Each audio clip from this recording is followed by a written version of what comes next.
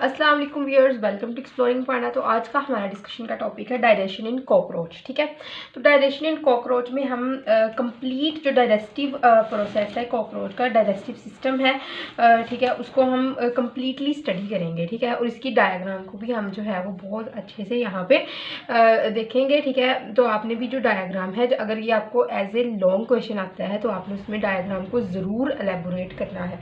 अगर short question भी आता है तो थोड़े बहुत डायग्राम के पार्ट्स बना दें। इससे इम्प्रेशन जो है वो पेपर का जो चेकर है उसके ऊपर अच्छा पड़ता है। ठीक है, तो अगर हम डाइजेशन इन कॉकरोच में देखें तो कॉकरोच जो है, इसका जो डाइजेस्टिव सिस्टम है वो ट्यूबुलर डाइजेस्टिव सिस्टम है। Cockroach have tubular digestive system. ठीक है, तो ट्यूबुलर डाइजेस्टिव सिस्टम का मतलब क्या है कि इसके पास एक लार्ज ट्यूब होती है। ठीक है, जिसके पर्टिकुलर पोर्शंस होते हैं। देखो, आप देख सकते हो एक लार्ज ट्यूब है। तो ये डाइजेस्टिव सिस्टम जो है मैंने इसकी बॉडी से बाहर बना के एलेबोरेट किया है। अगर मैं यहाँ पे ही बना देती तो वो काफ़ी ज़्यादा मिक्सिंग हो जानी थी। ठीक है ना, तो मैंने बॉडी से बाहर इसको एलेबोरेट कर दिया है। तो आप देख सकते हो कि ये एक लार्ज ट्यूब चल रही है पूरी लेंथ पे बॉडी की। ठीक है, तो जो है वो एक हर जो और इस ट्यूब के अंदर पर्टिकुलर पोर्शन है। ये पोर्शन है क्रॉप, फिर इतना सा पोर्शन है गिजर। ठीक है, ये सिकम है, मेसेंटेरोन, स्टमिक है, इलियम है, कॉलन है। तो एक ट्यूब के अंदर पर्टिकुलर पोर्शंस प्रेजेंट है। ठीक है, तो ट्यूबुलर डाइजेस्टिव सिस्टम कौन सा होता है? लार्ज ट्यूब होती है इसमें, और इस ट्यूब के पर्टिकुलर पोर्शंस होते हैं। ठीक है, ऐसे डाइजेस्टिव सिस्टम को हम ट्यूबुलर डाइजेस्टिव सिस्टम कहते हैं। और हर पोर्शन, इन पर्टिकुलर पोर्शन में से हर पोर्शन का अपना फंक्शन है।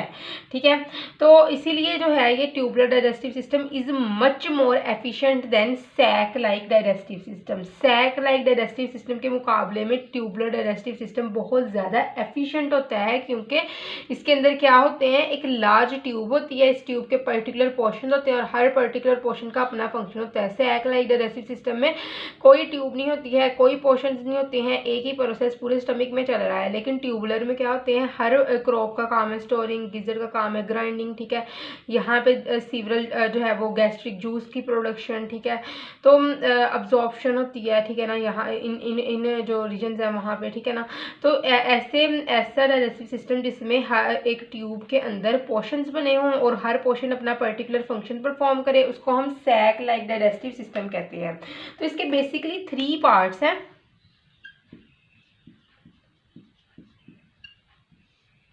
ठीक है, तो 3 पार्ट्स कौन से हैं? फोरगट, मिडगट और हाइंडगट। ठीक है, फोरगट,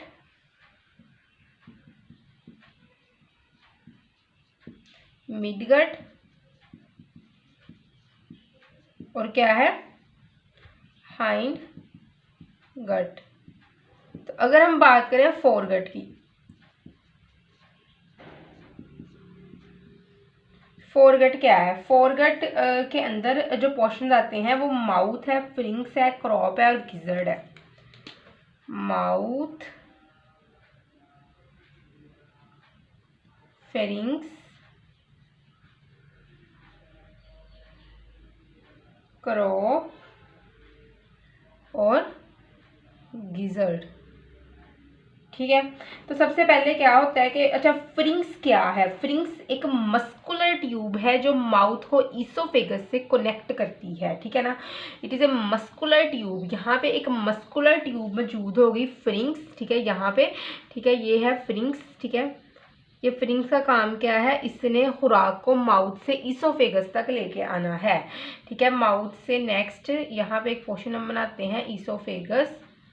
ठीक है, तो माउथ से ईसोफेगस तक खुराक कौन लेके आएगा? फ्रिंक्स है। फ्रिंक्स का जो है मॉर्फोलॉजी क्या है, एनाटॉमी क्या है? एनाटॉमी इसकी ये है कि एक मस्कुलर ट्यूब है ये। ठीक है, जिसने खुराक को माउथ से लेके आना है फ्रिंक्स तक। ठीक है, अच्छा, उसके बाद क्या है कि अगर हम बात करें फूड इंजेशन, फूड इंजेशन किस तरह होती है कॉकरोच के अंदर? फूड इंजेशन, तो फूड इंजेक्शन का प्रोसेस किस तरह होता है कि ये फ्रिंक्स जो होते हैं, फ्रिंक्स इसके अंदर जो होती है वो करती है फूड को सक, ठीक है।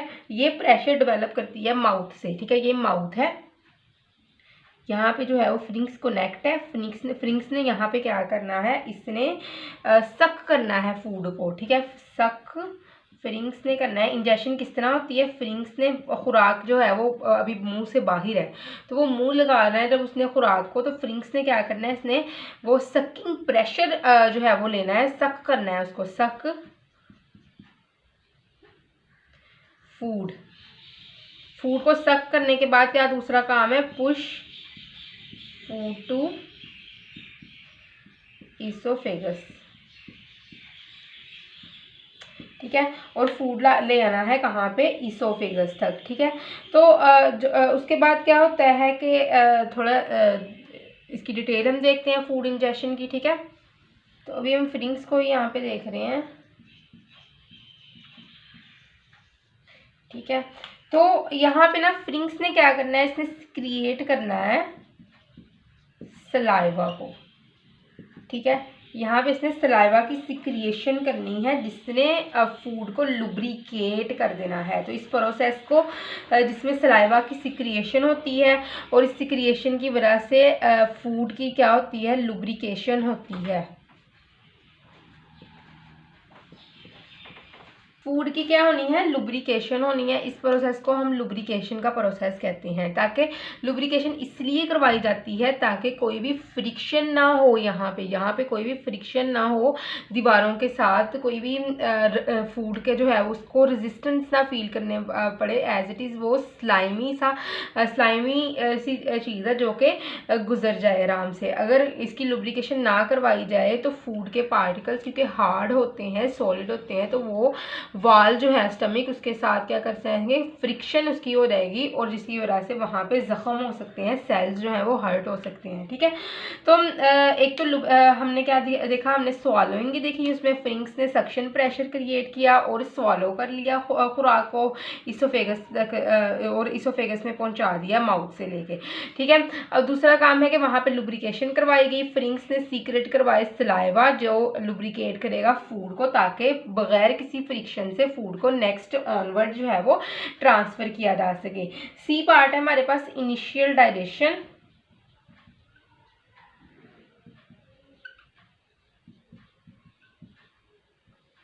जो सलाइवा के अंदर ना कुछ इंजाइम्स थे, जो ये सलाइवा की सिक्रिएशन हुई थी इसमें क्या थे, इंजाइम्स, ठीक है। तो इंजाइम्स कौन से हो सकते हैं, ये protease, protein digesting, protein breaking enzyme, amylase, carbohydrate breaking enzyme, और लाइपेज लिपिड ब्रेकिंग एंजाइम। ये वाले एंजाइम्स होंगे जिसने क्या करना है, इसने फूड को तोड़ना है, ठीक है, ताकि फूड को डाइजेस्टिव ट्रैक में सेंड किया जा सके, ठीक है। तो डाइजेस्टिव ट्रैक में फूड को सेंड करने से पहले उसकी ब्रेकिंग डाउन होती है, कहाँ पे, इस फ्रिंक्स के पोर्शन में जहाँ पे इंजाइम्स की सिक्रिएशन होनी है, ठीक है। ब्रेकिंग डाउन यहीं पे ही स्टार्ट हो जानी है। उसके बाद खुराक ने आना है इसोफेगस में। फ्रिंक्स के बाद खुराक कहाँ आती है, इसोफेगस में, ठीक है। फ्रिंक्स से खुराक को ट्रांसफ़र किया जाता है इसोफेगस। अब इसोफेगस से खुराक को भेजा जाता है कहाँ पे, क्रोप में, ठीक है, क्रोप। फ्रिंक्स की बात की, अब हम बात करते हैं क्रोप की, ठीक है। तो ये समझ लगी है, सबसे पहले खुराक को मुंह के ज़रिए सक करना है फ्रिंक्स ने खुराक को नेक्स्ट ट्रांसफ़र कर देना है, और इस फ्रिंक्स ने अपने अंदर सक करने के बाद एंजाइम्स से क्रिएट करवाने हैं। एंजाइम्स ने इसको फूड को ब्रेक डाउन इसकी स्टार्ट कर देनी है, और खुराक को फ्रिंक्स से इसोफेगस में भेज दिया जाता है। उसके बाद है क्रॉप। क्रॉप का काम क्या है, crop temporarily stored in digested food, temporarily store indigested food, वो खुराक जिसने भी डाइजेस्ट होना है उसको टेम्पोरेरीली स्टोर किया जाता है जो क्रॉप में, ठीक है। और क्रॉप का अगर हम इसकी लोकेशन देखें, ये पाया कहाँ पे रहता है, it is present between oesophagus, O E मैंने लिख दिया है ईसोफेगस का, एंड गिजर्ड। ईसोफेगस और गिज़र्ड के दरमियान में इसकी लोकेशन है। देखो ये क्रॉप है, ये ईसोफेगस है और ये गिज़र्ड है, दोनों के दरमियान में क्या है, क्रॉप है, ईसोफेगस और गिज़र्ड के दरमियान में। ठीक है, तो फूड जो होता है वो गिज़र्ड में नेक्स्ट क्रॉप से फूड गिज़र्ड में भेज दिया जाता है फॉर ग्राइंडिंग पर्पस। तो क्रॉप से फूड कहाँ जाता है, गिज़र्ड में। ठीक है, किस पर्पज से, G for gizzard, G for grinding, grinding purpose से। ठीक है, तो अब क्या होता है, ईसोफेगस से खुराक आई है क्रॉप में उसको टेम्पोरेरीली स्टोर किया गया है ताकि नेक्स्ट उसको ट्रांसफ़र किया जा सके गिज़र्ड में, क्योंकि गिज़र्ड में इसकी फर्दर ब्रेक डाउन होती है। ठीक है, ग्राइंडिंग होती है। ठीक है, तो उसके बाद नेक्स्ट है हमारे पास गिज़र्ड।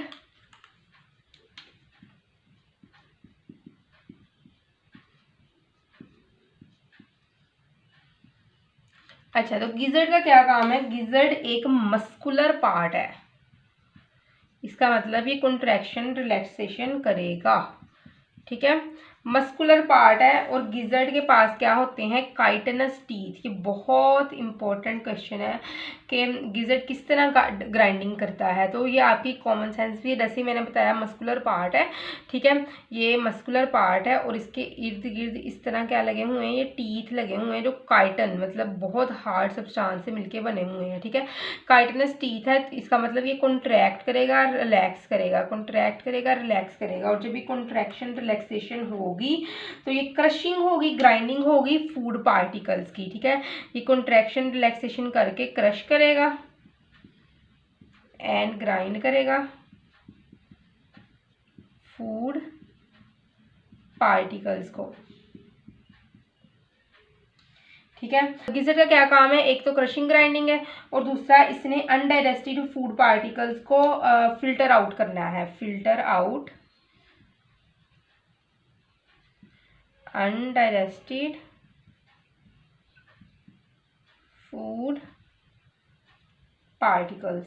ठीक है, पार्टिकल्स को ये क्या करता है, ये फिल्टर आउट करता है और इनको सेंड कर देता है मिड गट में डाइजेशन के लिए और अब्जॉर्प्शन के लिए।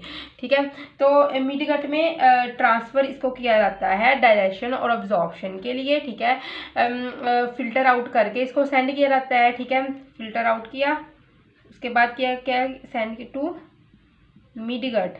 मिड गट में क्या होनी है, इसकी मज़ीद जो है वो डाइजेशन होनी है खुराक की और फिर अब्जॉर्प्शन होनी है उसमें से डाइजेस्टेड फूड की। ठीक है, तो अगर हम बात करें ना गिज़र्ड की, तो गिज़र्ड ने इस चीज़ को इंश्योर बनाना होता है कि प्रॉपरली प्रोसेस्ड फूड ही मिड गट में इंटर हो। ठीक है ना, एरा वगैरह जो फूड है वो ना इंटर हो, जस्ट प्रॉपरली प्रोसेस्ड फूड इसमें इंटर हो। तो गिज़र्ड क्या है, गिज़र्ड से grinding, G for gizzard, G for grinding. Grinding का मतलब क्या है कि इसके पास काइटनस टीथ होते हैं, मस्कुलर पार्ट के पास काइटनस टीथ है, इसका मतलब कॉन्ट्रैक्ट रिलैक्स करके ये क्रश करती है और ग्राइंड करती है फूड पार्टिकल्स को। ठीक है, और ग्राइंडिंग करने के बाद ये जो अनडाइजेस्टेड फूड पार्टिकल्स है इसको बाहर निकाल देती है। ठीक है, यहाँ से फिल्टर आउट कर देती है और एक प्रॉपरली प्रोसेस्ड पार्ट है जो फूड का, उसको ही मिड गट तक भेजती है ताकि उसकी मज़ीद डाइजेशन की जा सके और डाइजेस्टेड फूड की वहाँ अब्जॉर्प्शन करवाई जा सके नेक्स्ट ऑनवर्ड। ठीक है, तो उसके बाद मिड गट की यहाँ पे डिटेल थोड़ी देख लेते हैं। तो ये हमने बात की थी फोर गट की। ठीक है ना, अब हम बात करते हैं मिड गट की।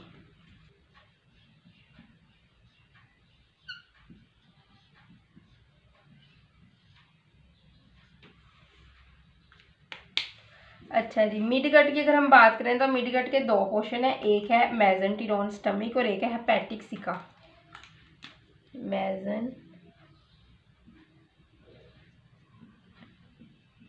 मेसेंटेरोन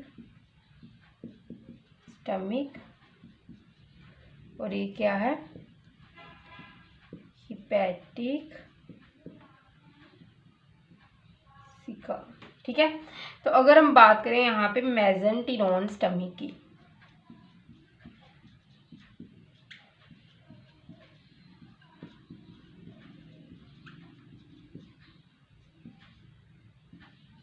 मेसेंटेरोन स्टमक में क्या देखा जाता है कि कुछ पाउचेस जो होते हैं वो अटैच्ड होते हैं मेसेंटेरोन स्टमक में, जो डाइजेस्टिव इंजाइम्स रिलीज करते हैं। देखो आप यहाँ पे, ये मैंने मेसेंटेरोन स्टमक बनाया हुआ है, ये वाला जो ब्लू पोर्शन है, ठीक है ना, यहाँ पे मेसेंटेरोन स्टमक है, और इसके साथ कुछ एसोसिएटेड जो ये बाहर को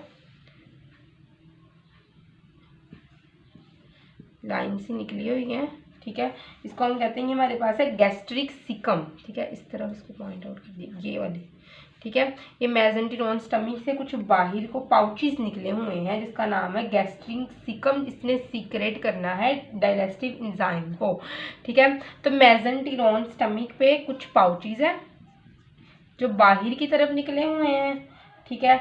तो इनको नाम देना है हमने गैस्ट्रिक सिका का, और इस गैस्ट्रिक सिका ने क्या करना है, इसने सीक्रिएट करना है डाइजेस्टिव एंजाइम्स को।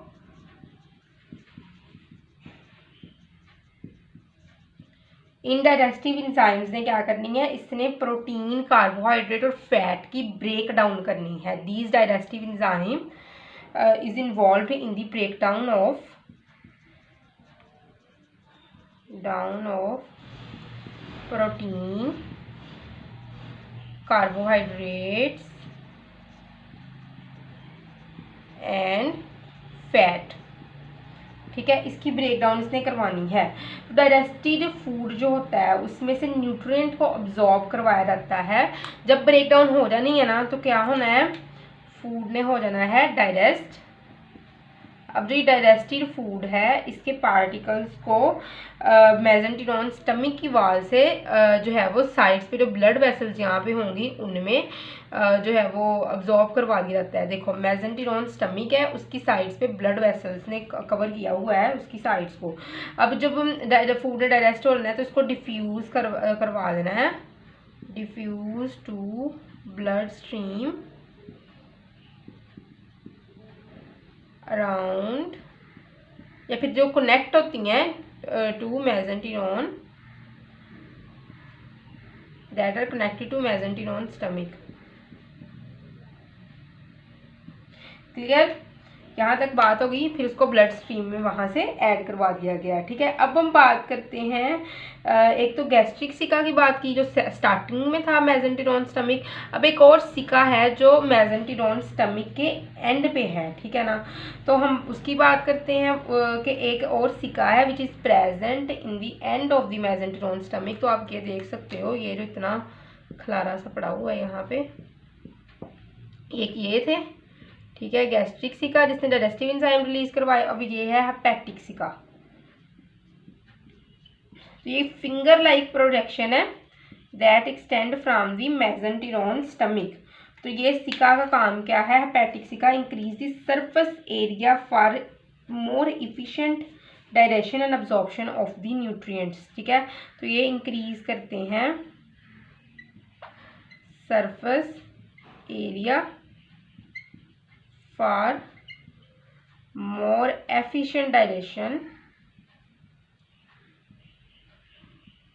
डाइजेशन के लिए और अब्जॉर्प्शन ऑफ द न्यूट्रिएंट्स। तो न्यूट्रिएंट्स की अब्जॉर्प्शन और डाइजेशन के लिए जो हेपेटिक सिका है ये सरफेस एरिया को काफ़ी ज़्यादा बढ़ा देता है। एक था गैस्ट्रिक सिका, एक था हेपेटिक सिका। गैस्ट्रिक सिका ने सीक्रिएट किए डाइजेस्टिव एंजाइम, हेपेटिक सिका ने करवाई अब्जॉर्प्शन, ठीक है। इसका मतलब गैस्ट्रिक सिका डाइजेशन के अंदर इन्वॉल्व है, और हेपेटिक सिका जो है वो एक फिंगर लाइक प्रोजेक्शन है जो सरफेस एरिया बढ़ा रहा है absorption of the digested food, ठीक है, और अब्जॉर्प्शन ऑफ द न्यूट्रिशन, ठीक है। इफिशिएंट डाइजेशन करवाएगा और न्यूट्रिएंट्स की अब्जॉर्प्शन जो है वो ये हमारे पास हेपेटिक सिका करवाएगा, ठीक है। तो मिड गट की भी हमने बात कर दी, मेसेंटेरोन स्टमक और हेपेटिक सिका, ठीक है। मेसेंटेरोन स्टमक के ही ये पार्ट है हेपेटिक और गैस्ट्रिक सिका, ठीक है ना। तो नेक्स्ट अब हम बात करते हैं हाइंड गट की।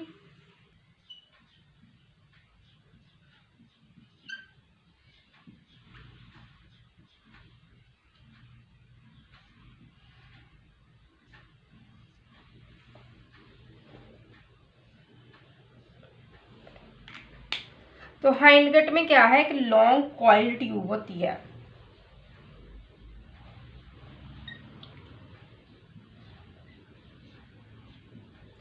इस लॉन्ग कॉइल ट्यूब में क्या होता है, इलियम एंड कॉलन, इलियम और कॉलन के पोर्शन होते हैं, ठीक है। एक रेक्टम होता है और एक है एनस, ठीक है। 3 पोर्शन है हाइंड गट के, ठीक है। तो अगर हम बात करें इलियम और कॉलन की, तो ये पार्ट है हाइंड गट का जो कि अनडाइजेस्टेड फूड की मजीद प्रोसेसिंग करवाता है। It is involve in the further processing of the undigested food. जो फूड डाइजेस्ट नहीं हुआ उसकी फर्दर प्रोसेसिंग करवाता है, ठीक है। अब्जॉर्ब करवाता है वाटर को, सिक्रिएट करवाता है, एक्सक्रिएट करवाता है वेस्ट को। तो क्या करवाएगा ये? Further processing of undigested food एक काम। दूसरा काम है अब्जॉर्ब वाटर। तीसरा काम है एक्सक्रिएट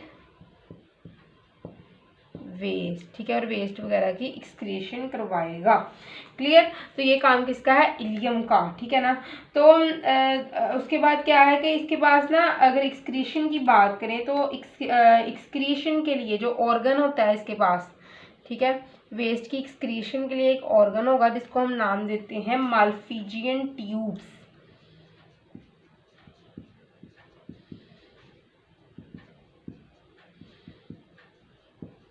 ठीक है। तो माल्फिजियन ट्यूब से एक एक्सक्रीटरी ऑर्गन है जो रिमूव करता है, इट रिमूव नाइट्रोजीनियस वेस्ट को ये रिमूव करवाता है, वेस्ट फ्रॉम कॉकरोच की बॉडी से, तो जिसकी वजह से वाटर और साल्ट के बैलेंस को रेगुलेट किया जा सकता है, ठीक है ना। क्योंकि नाइट्रोजीनियस वेस्ट जो की फॉर्म को बॉडी से एक्सक्रीशन करवाने के अंदर माल्फिजियन ट्यूब्स होती हैं कॉकरोच में, जो कि क्या करवाती है। और उसके बाद क्या है कि जब इनकी रिमूवल करवा दी जाती है तो वाटर और साल्ट के बैलेंस को जो है वो मेंटेन किया जा सकता है बॉडी के अंदर। ये नाइट्रोजीनियस वेस्ट को यूरिक एसिड की फॉर्म में एक्सक्रिएट करते हैं बॉडी से, ठीक है। तो उसको रेक्टम के अंदर अनडाइजेस्टेड फूड थी, मजीद इसकी डाइजेशन नहीं हो सकती, तो उसको लाया गया रेक्टम में। रेक्टम में इस अनडाइजेस्टेड फूड को टेम्पोरेरीली स्टोर्ड किया गया, इसको टेम्पोरेरीली स्टोर्ड किया गया। जब रेक्टम इससे जो है वो भर गया, ठीक है, तो इस जो है एनस यहाँ पे एक ओपनिंग होगी, ठीक है। रेक्टम के अंदर टेम्पोरेरीली स्टोरेज करवाएगी अनडाइजेस्टेड फूड की। अब एनस क्या है? एक ओपनिंग है बॉडी से बाहर की तरफ, यहाँ से, ठीक है। ये एक ओपनिंग है जिसको हम नाम देते हैं एनस का, ठीक है। अब जब रेक्टम फुल भर गया है तो सिग्नल्स भेजे जाते हैं, ठीक है, जिसकी वजह से एनस की ओपनिंग हो जाती है और जो फेशियल मैटर है वहाँ से उसको बॉडी से बाहर एक्सक्रिएट करवा दिया जाता है थ्रू एनस, जो कि एक ओपनिंग है, ठीक है। तो हमने इसके फोरगट की भी बात कर ली है, मिडगट की बात कर ली है और हाइंड गट की भी एट द एंड बात कर ली है, ठीक है। तो होप सो कि आपको डाइजेशन इन कॉकरोच की समझ लगी होगी, लेकिन अगर किसी भी किस्म का कन्फ्यूजन तो कमेंट सेक्शन पूछ सकते हैं। थैंक यू सो मच, अल्लाह हाफिज़।